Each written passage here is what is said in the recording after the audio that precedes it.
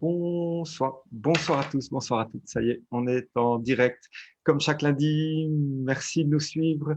Alors aujourd'hui, on vous parle de la papaye, ce succulent fruit qui contient des antioxydants et des vitamines, notamment une quantité record de vitamine C et de la vitamine B9. Elle contient également des minéraux, des oligo-éléments comme le calcium, le potassium, le magnésium, de l'iode et aussi de l'bêta-carotène, mais également beaucoup de fibres. La fermentation de la papaye va lui permettre de potentialiser l'action de ces antioxydants. De plus, elle a une véritable activité enzymatique. Alors, on parle d'elle pour ses propriétés immunostimulantes, pour ses propriétés antioxydantes, pour les coliques, pour les ulcères à l'estomac, pour le diabète, également pour le papillomavirus. Et elle permettrait de réduire également la 8-OHDG. Donc, bonsoir Amine. Est-ce que tout d'abord, tu peux nous parler de sa composition? Bonsoir Cédric et bonsoir tout le monde. Donc effectivement, donc la papaye, ici ce qu'il faudrait distinguer, c'est la composition entre papaye et papaye fermentée. La papaye en tant que telle, c'est le fruit qu'on connaît classiquement, et donc ça contient les différents composants que tu avais déjà cités, et en plus bien sûr des polyphénols, de certains alcaloïdes. Donc les polyphénols en général qu'on trouve, ce sont des flavonoïdes et des acides phénoliques. Et puis, on trouve aussi une large gamme aussi de caroténoïdes, notamment, tu avais cité le bêta-carotène, mais aussi le lycopène, la cryptoxanthine, l'astaxanthine, etc. Et puis ensuite, également, on trouve aussi une autre catégorie de molécules qui sont des enzymes en réalité, d'où donc la fameuse papaïne, donc enzyme utilisé pour la digestion, donc enzyme digestive qui confère donc les vertus digestives de la papaye. Et en plus de ça, donc on a tout un tas d'autres enzymes aussi, comme par exemple, donc on a la papaïne, on a aussi la chymopapaïne ou la chymopapaïne, on a aussi la chitinase, on a la carpaïne, etc. Donc on a eu plusieurs dizaines d'enzymes dedans, mais disons que les plus celles qu'on trouve le plus, ce sont la carpaïne, la papaïne et la chémopapaïne. Et puis également, on trouve un autre composant qui est extrêmement important, qui permet la fermentation de la papaye, justement, c'est la myrosine. Donc, la myrosine va permettre donc, cette fermentation de la papaye. Et donc, cette fermentation-là, bien sûr, ça va se faire grâce à des micro-organismes. Donc, ces micro-organismes, notamment ces bactéries, vont métaboliser les différents alcaloïdes et polyphénols qu'on a dans la papaye non fermentée.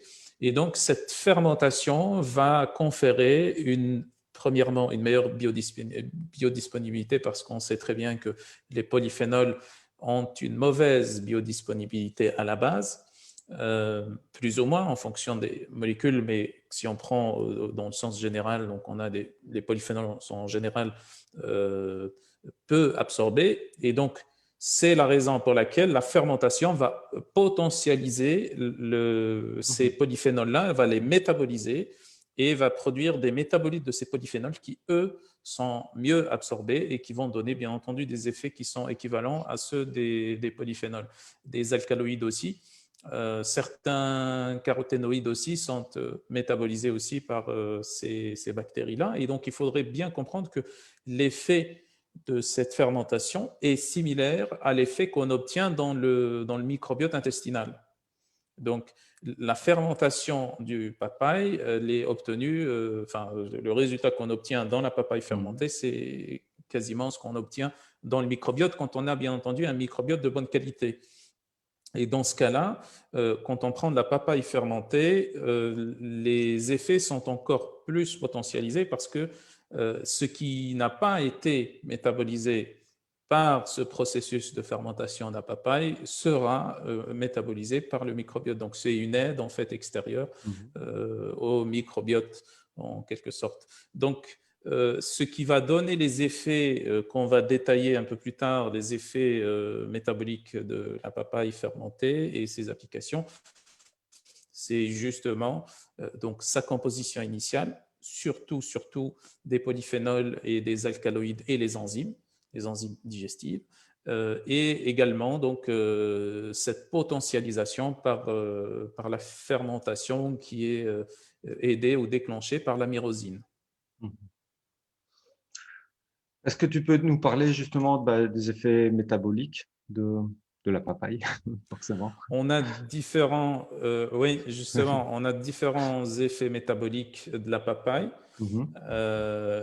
Enfin, c'est des effets qui sont extrêmement larges, les antioxydants, anti-âge, anti-cancéreux, anti-inflammatoires, et ainsi de suite. Donc, on va essayer de détailler tout à l'heure, mais par rapport à l'effet métabolique principal et qui nous intéresse vraiment ici, parce que c'est un effet métabolique très ciblé, c'est l'effet sur la protection de l'ADN et notamment sur la réparation de l'ADN. Alors, il faut bien comprendre que l'ADN est soumis au stress oxydatif, au stress métabolique en général et spécialement au stress oxydatif qui va attaquer donc les stress oxydatifs, donc ces espèces réactives d'oxygène qui proviennent donc de l'activité de la cellule ou tout simplement des toxines qui sont mal éliminées, etc.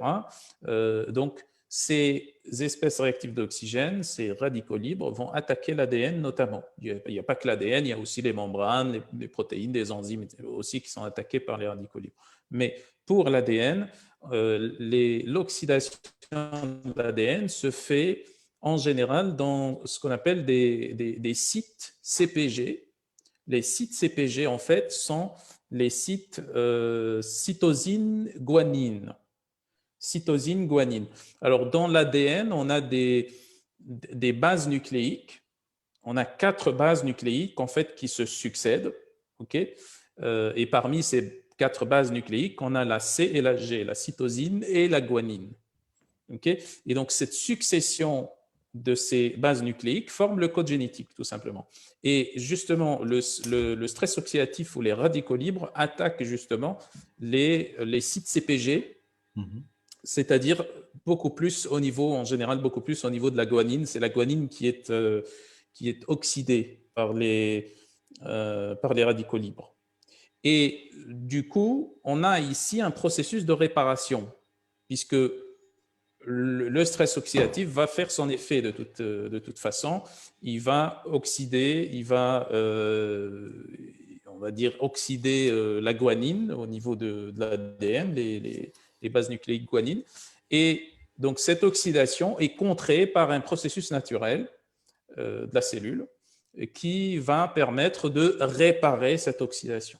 C'est-à-dire clairement d'enlever la partie ou la guanine, la molécule de guanine qui a été oxydée, de la remplacer par une autre molécule et ensuite de la placer dans l'ADN et de faire en sorte que l'ADN fonctionne le plus normalement possible, comme s'il n'y avait pas ou il n'y avait jamais eu d'oxydation de cette molécule de guanine.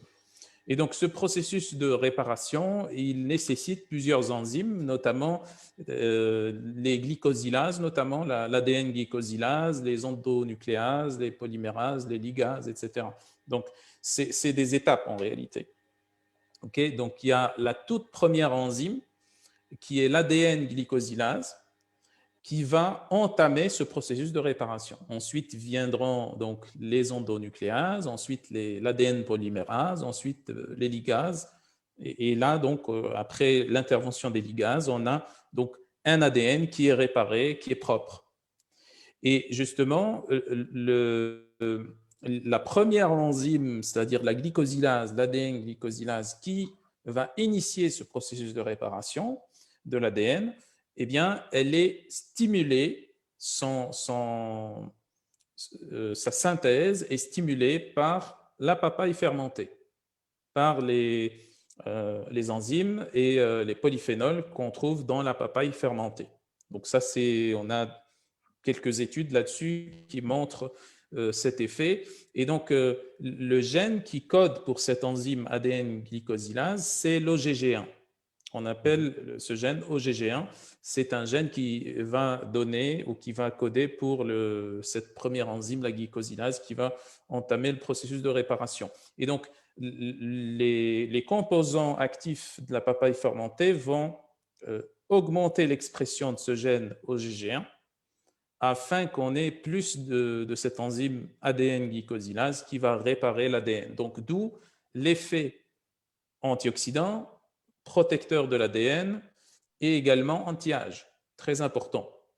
Donc, s'il y a une application phare pour le papaye fermenté, c'est bien cette application, donc l'initiation des processus de réparation de l'ADN. Donc, ça, c'est une première chose très importante.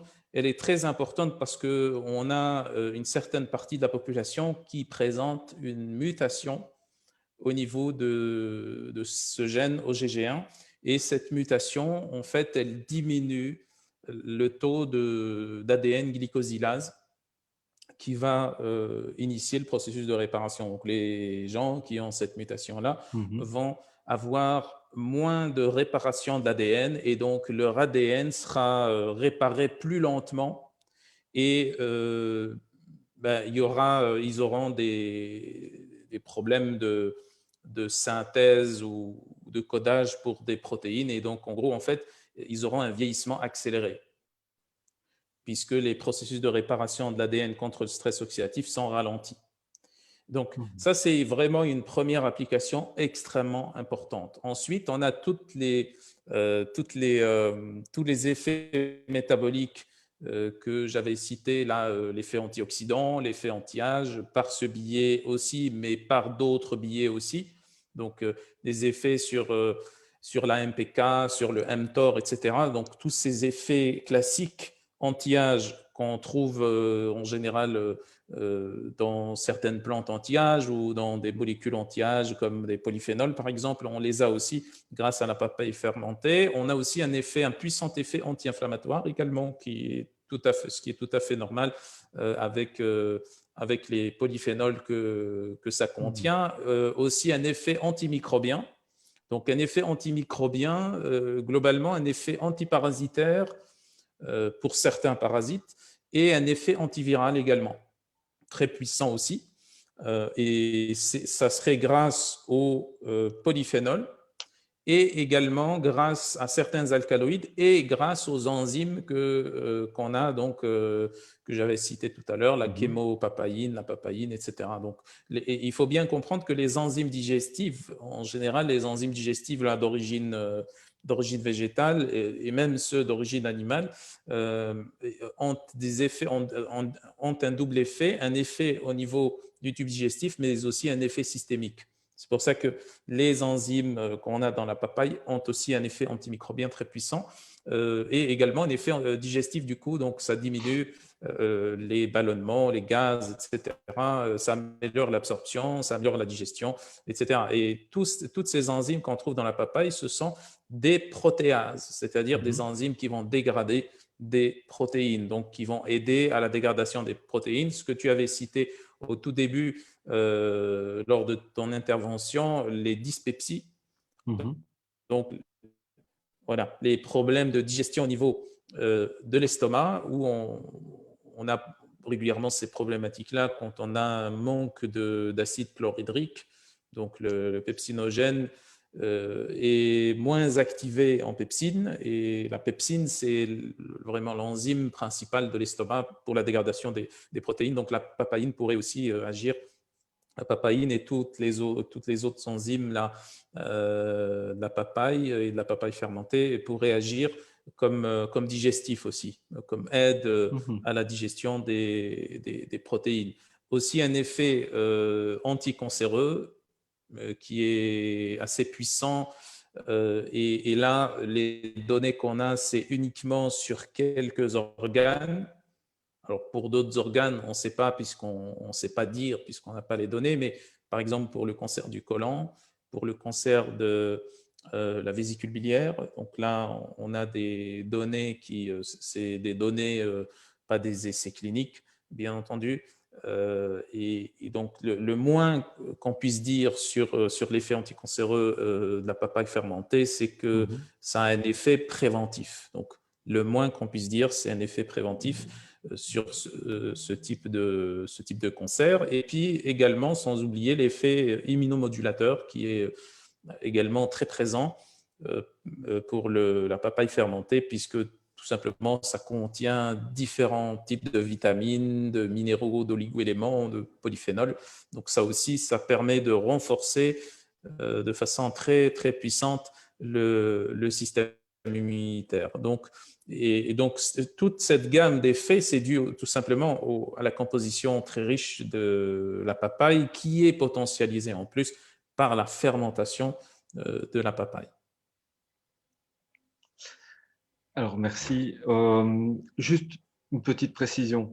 Effectivement, dans la préparation de la vidéo, je t'avais dit que j'allais parler de la dyspepsie et je n'en ai pas parlé. Mais c'est bien, tu as rebondi dessus. Donc voilà, c'est quelque chose d'important. Tu nous as parlé d'une partie des applications.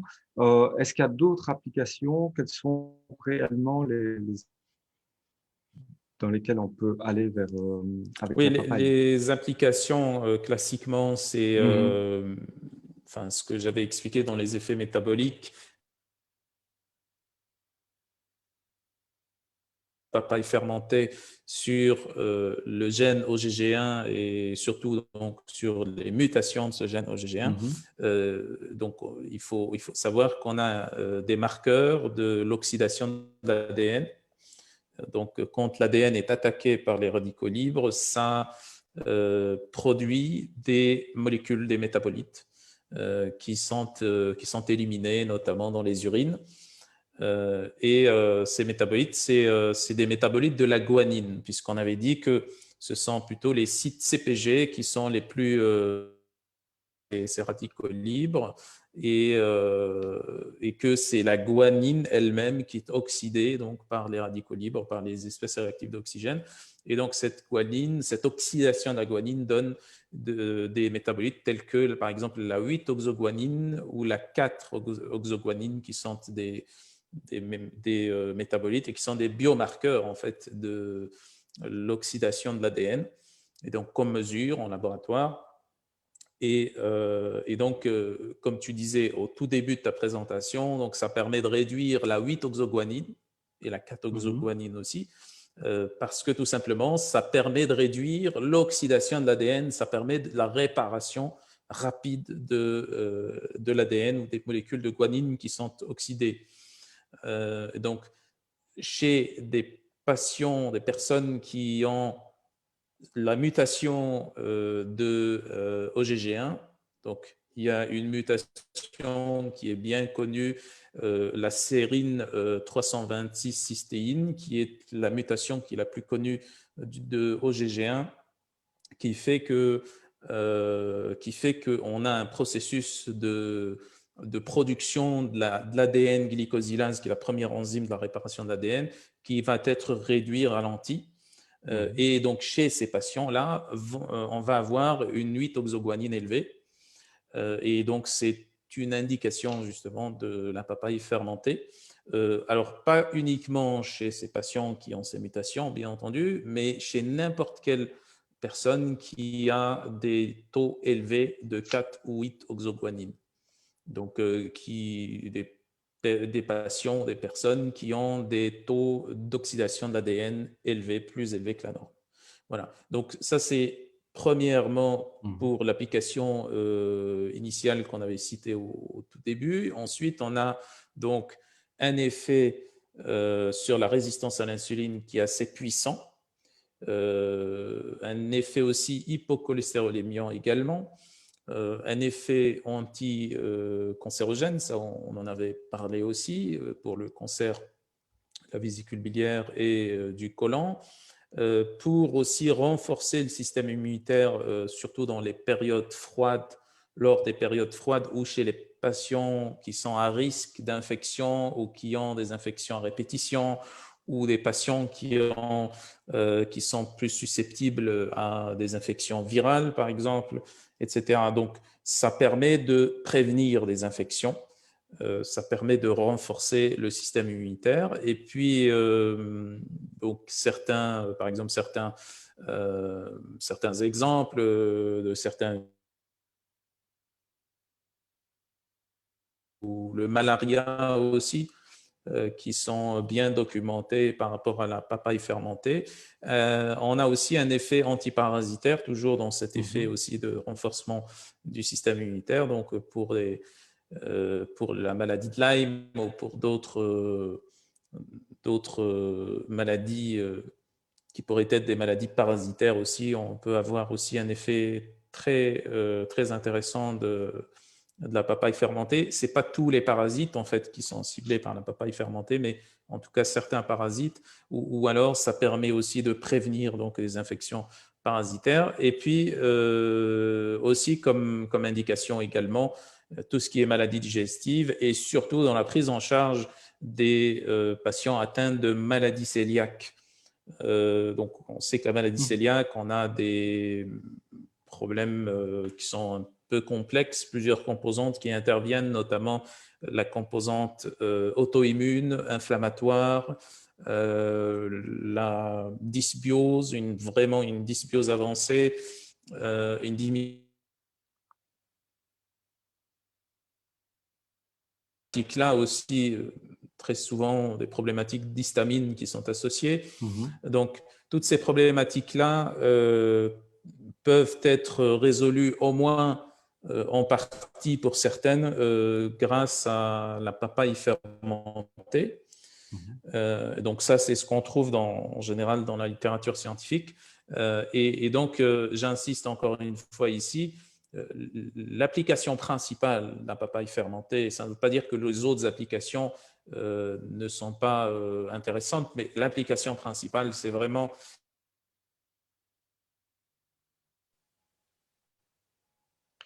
Alors, pour tout dire, j'ai des petits problèmes de connexion, donc j'espère que tout le monde arrive à suivre et que je suis le seul à en avoir.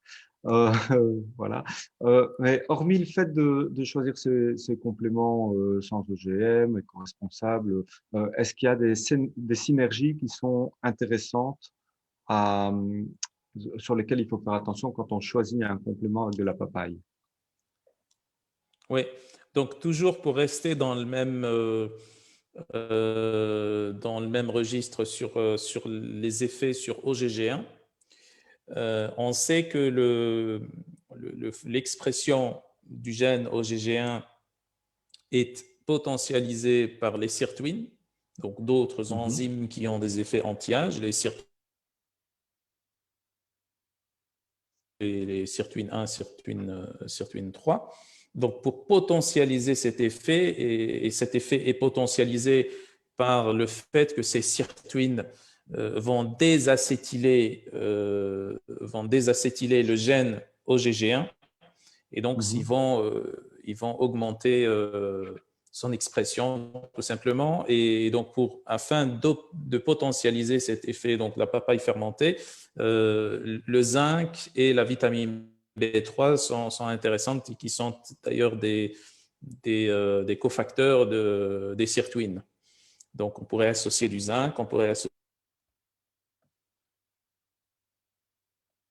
ça pourrait donner des effets aussi potentialisants de l'OGG1 et donc de la réparation de l'ADN. Après, bon, pour les synergies potentielles, on pourrait aussi associer avec différents polyphénols,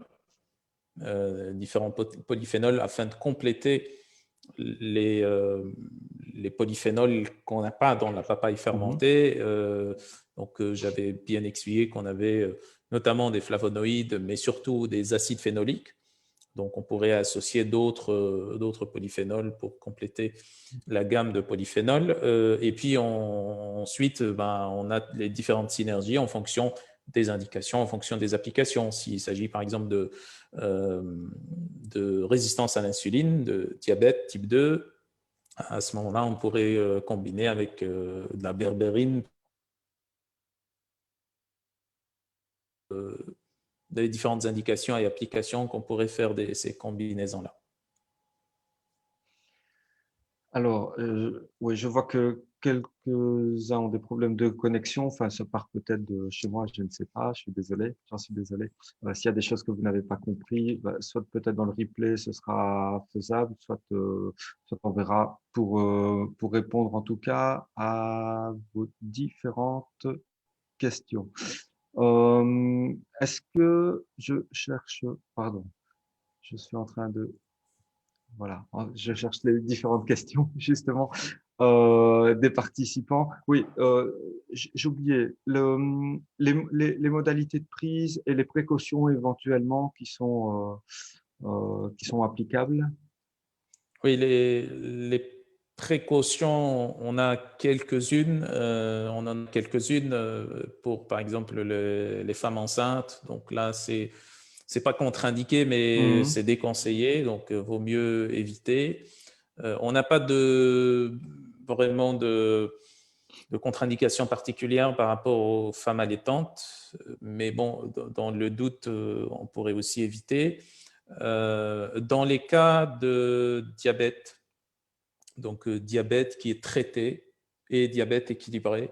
Donc mhm, là, il faudrait aussi faire attention par rapport à une éventuelle hypoglycémie ou une éventuelle chute trop importante de la glycémie. Donc il faudrait faire attention. Ça n'est pas non plus une contre-indication, mais il faudrait savoir équilibrer aussi parce que mhm, ça a un effet anti-sémiant qui est assez puissant.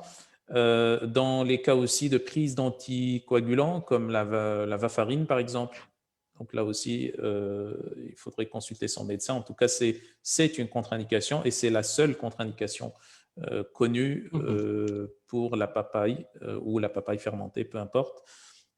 Et puis, on a aussi quelques données, quelques études qui montrent qu'on pourrait avoir un effet ralentisseur de la thyroïde. Parce que parmi les composants mhm, de la papaye, notamment, et cet effet, on l'a dans la papaye. On a prise la papaye en tant qu'aliment. C'est des données qui montrent que la papaye contient des isothiocyanates qui sont bien connus pour ralentir la thyroïde. Et donc, dans les cas d'hypothyroïdie, il faudrait éviter la prise de papaye. Maintenant, pour la papaye fermentée, ça ne pose aucun souci. Alors, quand je dis ça ne pose aucun souci, c'est mon propre avis. Donc, il n'y a pas mhm. en réalité de données sur la papaye fermentée qui relie la papaye fermentée au cas d'hypothyroïdie ou de problème de ralentissement de la thyroïde ou qui mentionnerait des effets secondaires dans ce sens-là ou qui mentionnerait que c'est une contre-indication. Par contre, les données qu'on a, c'est la consommation de la papaye telle qu'elle, non fermentée, ça pourrait réduire le fonctionnement de la thyroïde. Donc, à mon sens, la papaye fermentée ne poserait pas de soucis, surtout si c'est pris comme en tant que complément alimentaire.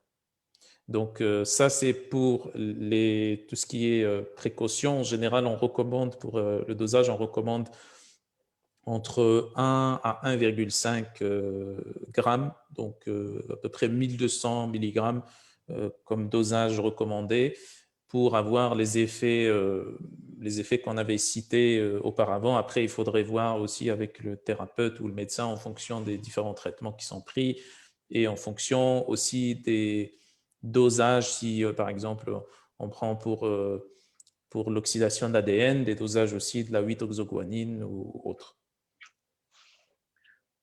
Justement, ce qui m'intéresserait, puisqu'on a quand même quelques personnes qui nous suivent, c'est si vous avez un retour en termes enfin, dans votre pratique par rapport à l'hypothyroïdie, on parle bien de pratique puisque Amine nous a parlé des études, hein, ce qu'on dit sur ou ce qu'on ne dit pas plutôt sur la complémentation, mais ce qu'on dit sur la papaye en tant que fruit. N'hésitez pas et à le noter.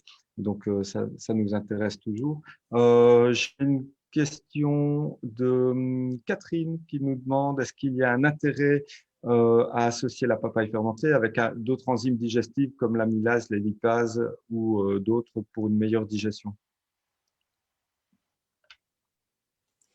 Oui, oui, tout à fait.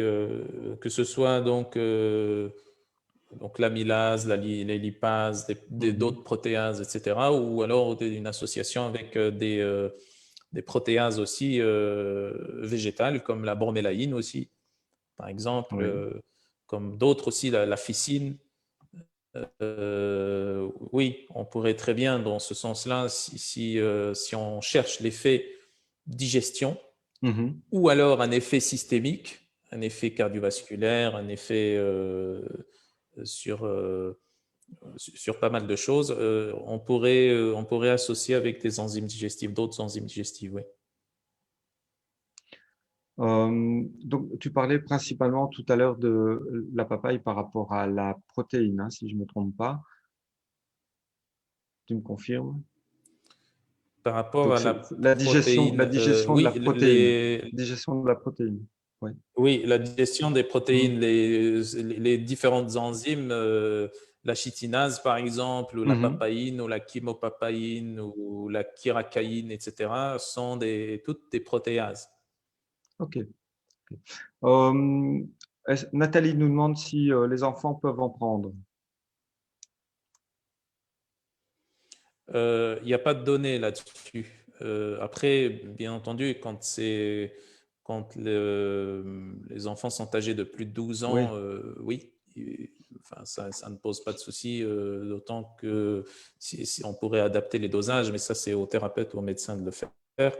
Après, pour les enfants, aucune idée. Je ne pourrais pas donner d'informations là-dessus Mhm. parce qu'il n'y a pas dans la littérature scientifique. Aussi, tout dépend de l'âge et du poids. Moi, je suis toujours l'enfant de ma maman. Normalement, ça ne devrait pas poser de problème puisque Mm.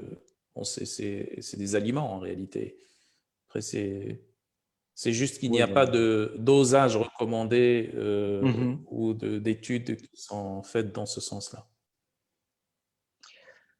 Alors, Véronique qui nous demande si la papaye fermentée aurait le même effet. La papaye fermentée et Faites maison. Faites maison. Faites chez elle. la papaye fermentée faite maison, oui, d'accord. Oui. C'est moins concentré, en tout cas, dans tous les cas, ça serait moins concentré Mhm. en polyphénol et en enzymes. Et aussi, on ne sait pas combien ça contient aussi, parce que ce n'est pas titré. Pas titré, oui. Après, Mhm. oui, pourquoi pas. Oui, ça pourrait être fait à la maison et c'est bien aussi. Alors, j'ai une dernière question récente de Caroline, pardon. Serait-il intéressant de combiner la papaye fermentée avec la grenade fermentée? Oui, oui, tout à fait. Il y a pas, dans la grenade, on a plutôt l'acide élagique, des élagithanins, des punicalgines. Mhm. Euh, donc, oui, et de l'urolitine aussi, puisque c'est fermenté, de l'urolitine A ou B, etc. Ça se combine très, très bien. Maintenant, oui, dans un sens général, pour optimiser les effets antioxydants, anti-inflammatoires, etc. Anti-âge, oui, ça pourrait être intéressant, oui. Alors voilà, je n'ai plus de questions, si ce n'est une seule. C'est Michel qui nous pose la question et la papaye fraîche. Je vous renvoie en début de vidéo. Vous avez probablement raté le tout début. Vous aurez vos réponses là sans problème. Euh, euh, je, je regarde une dernière fois. Oui, non, je n'ai plus de questions. Donc voilà, c'est ici que se termine cette vidéo. Ce coup-ci, 36, parfait. On a respecté notre timing. Je vous remercie, je te remercie Amine. Je vous souhaite une excellente soirée, une excellente semaine. Je vous dis à la semaine prochaine. Salut Amine, merci.